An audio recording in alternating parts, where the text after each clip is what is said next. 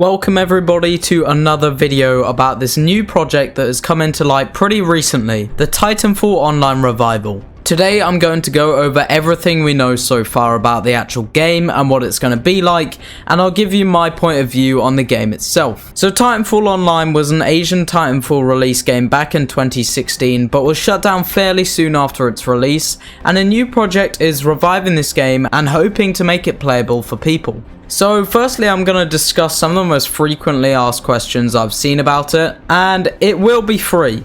One of the developers has told me that yes, it will most likely be free to play, but obviously in the future this could change, but I'd say it's fairly safe to assume that it will be a free game based on what I've heard. And if they kind of want to stay under the radar of copyright and stuff, you can't really sell a game that is basically the same as Titanfall Online or similar to Titanfall 1. Second big one I've seen is that is the game to come into console, and for that it's sadly a no.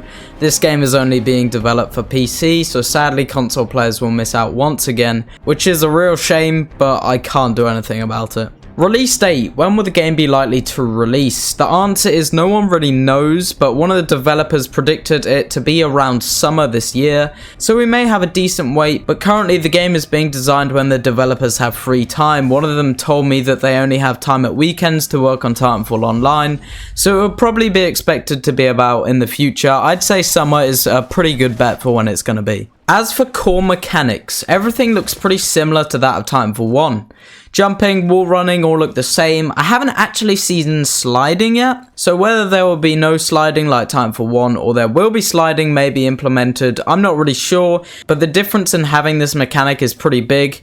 Without sliding, the game will definitely be more movement based, more tactical, maybe revolving around wall running lots more than slide hopping. And if sliding is implemented, then the effect will probably be similar to that of Titanfall 2, slide hopping becoming one of the best and most useful techniques out there. Now onto actual weapons, and in the trailer we get a full list of the primary weapons so far. This includes pretty much all guns from Titanfall 1. The only gun that is new is the Valkyrie Sniper. This is a bolt-action sniper with a slower fire rate than the DMR, but faster than the Kraber, and damage in between the two also. And what's different about this is that the bullet drop is said to be more significant than the Kraber, so aiming techniques over long distances might need to be relearned if you're used to Titanfall 2 snipers. But what's interesting with the game is that there are specific characters to choose from.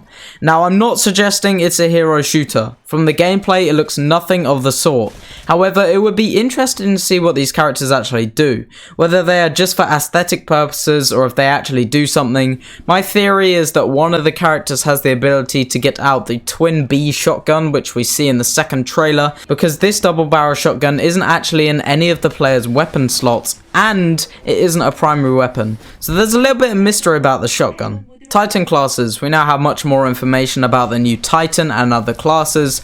I was theorizing in more customizability in Titanfall Online regarding the Titan classes, but it seems the reality that it's kind of the middle ground between what my guess was on Titanfall 2 customization. The Titan classes you choose comes equipped with a specific ordnance and ability, but you can customize which gun your Titan wields, and by the looks of things add mods to those guns, so it's kind of a 50-50 with customization, which honestly I quite like. But the new Titan named the Destroyer is honestly at the moment looking super strong. With a health and build of an Ogre class, the Destroyer's main abilities include tracking rockets and a charge cannon, and just watch this charge cannon in action.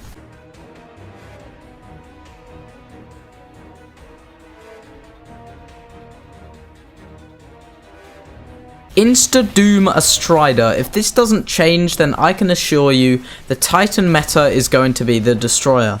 If nothing changes with it, this will be the meta straight away. The Titan also uses an AG-8, which is a Predator cannon lookalike, which also has pretty similar effects as the Predator cannon in Titanfall 2.